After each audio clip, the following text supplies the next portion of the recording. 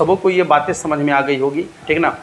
School जाने के लिए हम कतई मना नहीं कर रहे हैं, फिर भी एक बार फिर कह रहे हैं आपको कि स्कूल आपको जाना है, ठीक है ना। स्कूल आपको जाना है, लेकिन 75% अटेंडेंस के लिए नहीं जाना है, ठीक है ना। किसके लिए जाना है आपको पता है? तो हमें बेहतर शिक्षा चाहिए, हम स्कूल आएंगे।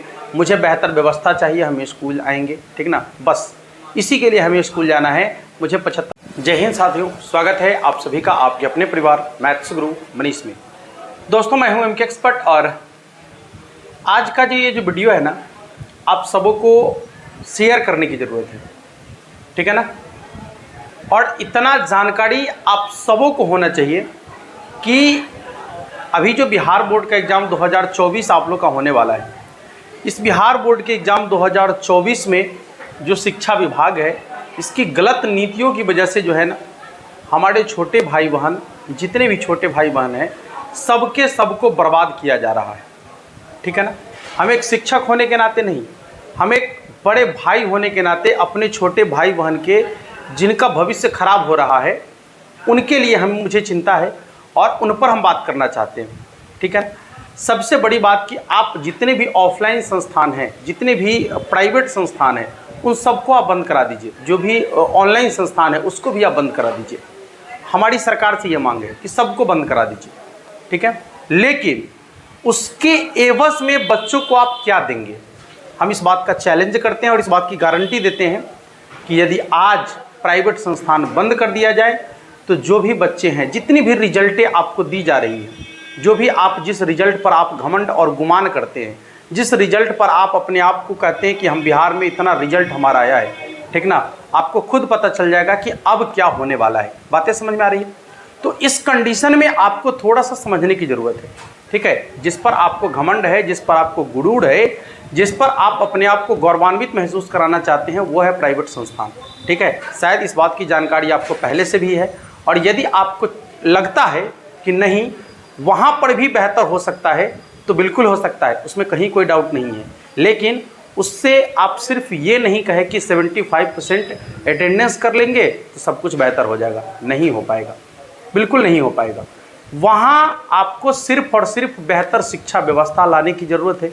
यदि आप बेहतर शिक्षा व्यवस्था लाते हैं स्कूल में, तो बच्चे खुद ब खुद वहाँ पर पहुँचेंगे, ठीक ना। आपको अलग से उस पर प्रेशर डालने की ज़रूरत नहीं है। आपको अलग से उन्हें ये कहने की ज़रूरत नहीं है कि आपको आना पड़ेगा, नहीं आइएगा तो आपके साथ ये हो जाएगा, नहीं आइएगा तो आपके साथ ये हो जाएगा। तो ये जो सारी चीज़ें हैं ना, इससे कहीं कुछ नहीं होने वाला है, ठीक है ना। जो मानसिकता आपकी है, जैसी मानसिकता आप अपने अंदर पाल के रखे हैं, इससे क्या फ़र्क पड़ने वाला है?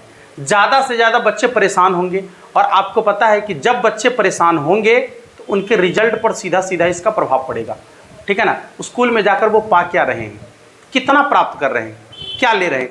कभी आप एक बार ग्राउंड लेवल पर जाकर देखिएगा, कभी एक बार आप स्कूल को देखिएगा, जाकर कॉलेज की मुआयना कीजिएगा, शायद आपको सच्चाई पता चल जाएगा कि सच्चाई क्या है। बहुत अच्छे से सच्चाई आपको पता चल जाएगा, और उस समय शायद आपको लगेगा कि ये जो हमारी नीति थी कितना ज़्यादा असफल नीति है, कितना ज़्यादा बेकार की नीति है, ठीक ना। और इस नीति के लिए बच्चे जो है कितना परेशान हो रहे हैं, ठीक है। तो आप सबों से हमें यही कहना है कि उन लोगों के बच्चे जो एसी रूम में रहने वाले लोग हैं, ठीक है ना, जो नेता हैं जो इस प्रकार के कानून को बना रहे हैं, या जो अधिकारी है जो इस प्रकार के कानून को बना रहे हैं, उसमें से किन्हीं का भी बच्चा सरकारी स्कूल में नहीं पढ़ने वाला है। और ये सच्चाई है, और इस सच्चाई में पूरी दम है कि उनमें से किसी का भी बच्चा जो है सरकारी स्कूल में पढ़ने वाला नहीं है। पढ़ने वाला कौन है पता है आपको? हम जैसे, आप जैसे मध्यम वर्गीय फैमिली के लोग जो है ना, वहाँ पढ़ने जाते हैं सरकारी स्कूल में, ठीक है ना। और आपको एक बात और सच्चाई बता दे कि यदि हम मध्यम वर्गीय परिवार के लोग यदि पढ़ लिख लेते हैं, ठीक है ना, तो हम सरकार से सवाल पूछना जानते हैं, क्योंकि हमें जो है ये समस्याएं झेलनी पड़ी है, तो हम सरकार से सवाल पूछेंगे। और ये नहीं चाहती है सरकार कि कोई हमसे सवाल पूछे, ठीक ना, क्योंकि उनके बच्चे तो उनसे सवाल पूछ सकते नहीं हैं। सवाल यदि कोई पूछ सकता है तो वो मध्यम वर्गीय फैमिली के लोग होंगे, मध्यम वर्गीय फैमिली के बच्चे होंगे। यदि वो बेहतर पढ़ लिख लेंगे, यदि वो सही तरीके से पढ़ लिख लेंगे, यदि उनको अपनी हक की जानकारी हो जाएगी, यदि वो अच्छे पढ़ाई लिखाई कर लेंगे, तो निश्चित रूप से जो है सत्ता में बैठे लोगों से सवाल पूछेंगे। और इसके तहत ये गलत नीति के खिलाफ जो है ना, हम सबों को बर्बाद किया जा रहा है, हमारी शिक्षा व्यवस्था को चौपट किया जा रहा है। और इस शिक्षा व्यवस्था को न इस तरीके से बर्बाद किया जा रहा है कि आगे चलकर ये बच्चा हमसे सवाल ना पूछे। इसको पढ़ाएंगे ही नहीं बेहतर, इसको हम वैसे जगह धकेल देंगे जहाँ ये बच्चा शिक्षा अच्छा ले ही नहीं सकता है। सरकारी स्कूल में जाएगा, हुआ पढ़ाई हुई भी नहीं करेगा, पढ़ाई होगा नहीं तो कुछ सीखेगा नहीं, और जब कुछ उसको जानकारी होगा नहीं तो फिर हमसे सवाल पूछेगा क्या, ठीक है ना। तो ऐसी स्थिति को समझने की ज़रूरत है, और इस स्थिति को हमसे जो हमारे बीच एक क्रिएट किया जा रहा है, एक फंदा बनाया जा रहा है, यदि आप इसमें फंस गए, यदि हमारे बिहार के बच्चे इसमें फंस गए, तो निश्चित रूप से हम आपको कह देना चाहते हैं कि ये आपके जीवन का सबसे बड़ा और सबसे अहम गलती है, ठीक है ना। हाँ, हम ये नहीं कह रहे कि आपको स्कूल नहीं जाना है, आपको स्कूल जाना है, लेकिन आपको अपने हक के लिए आवाज़ उठाना है, ठीक है ना। आपको अपना हक लेना है, स्कूल जाना है, लेकिन स्कूल में हमें पढ़ाई चाहिए, हमें 75% अटेंडेंस नहीं चाहिए, हमें स्कूल में बेहतर शिक्षा चाहिए, हमें स्कूल में बेहतर व्यवस्था चाहिए, हमें 75% अटेंडेंस के लिए स्कूल नहीं जाना है, ठीक है ना। यदि 75% अटेंडेंस के लिए ही आप स्कूल बुला रहे हैं तो हम आपके स्कूल नहीं आने वाले हैं, ठीक है ना। यदि आप पढ़ने के लिए मुझे स्कूल बुला रहे हैं तो हम आपके स्कूल आने के लिए तैयार हैं, 75% नहीं 100% हाजिरी देने के लिए तैयार हैं, 100% अटेंडेंस हमारा होगा। लेकिन कब? जब आप मुझे पढ़ने के लिए बुलाएंगे, केवल अटेंडेंस के लिए बुलाएंगे तो मुझे मंजूर नहीं है, ठीक है ना। और ये होनी चाहिए, ठीक है ना। आप स्कूल के बेहतर व्यवस्था को देखिए एक बार, यदि वहाँ बेहतर व्यवस्था है, यदि वहाँ अच्छी सी शिक्षा मिल रही है बच्चों को, तो बच्चे को आपको अलग से प्रेशर डालना पड़ेगा क्या?